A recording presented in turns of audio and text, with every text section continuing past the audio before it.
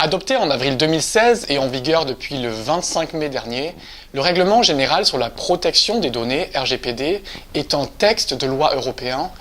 Il porte sur la protection des données à caractère personnel. Si son objectif est de protéger la vie privée des internautes européens, il aura aussi une répercussion très forte sur les entreprises. Explication et analyse de 3 experts. C'est la nouvelle réglementation qui vient encadrer l'utilisation des données par toutes les organisations établies en Europe et qui vient notamment replacer l'individu au centre de ces données et garantir une plus grande sécurité. Aujourd'hui, on a tous des smartphones dans la poche, on utilise tous des systèmes issus d'Internet qui collectent nos données et on ne sait pas où ça va.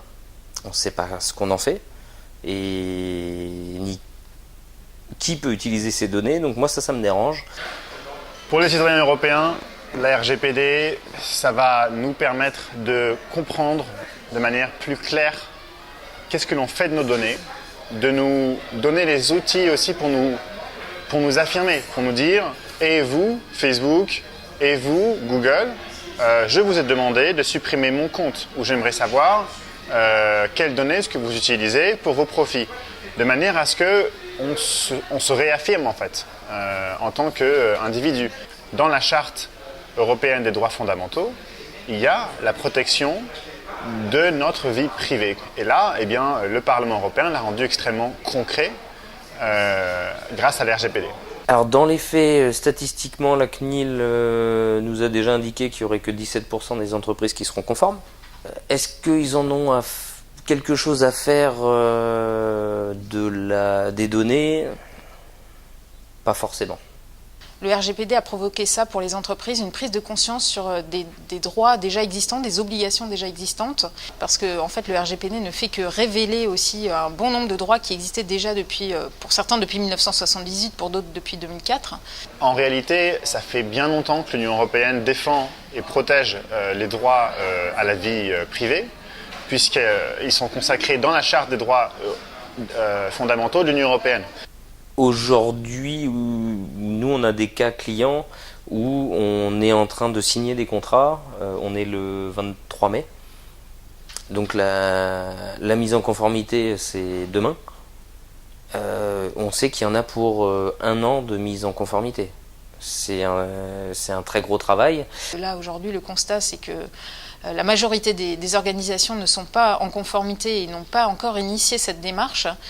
On le voit avec l'abondance des demandes qui sont faites entre le 24 et le 25 mai et puis même cette semaine encore. Donner la possibilité aux États, à l'Union européenne d'infliger des amendes aux grandes entreprises, c'est complètement naturel, c'est réaffirmer l'intérêt général sur les intérêts privés.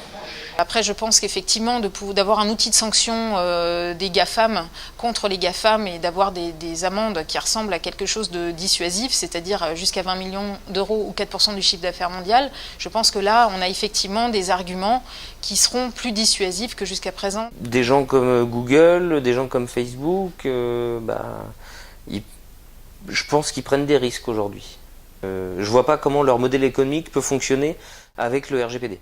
Les GAFAM aujourd'hui commencent à, je ne dis pas avoir peur, mais commencent à se dire qu'effectivement la réglementation européenne va peut-être mettre un frein ou en tout cas les obliger à revoir leur business model. Mais effectivement l'Union européenne a marqué un point, je pense. En tout cas, Mark Zuckerberg, lorsqu'il est venu à la commission à Bruxelles la semaine dernière, il n'a pas manqué de révéler la pertinence de la réglementation européenne en disant « mais nous aussi, nous faut un RGPD au niveau mondial ».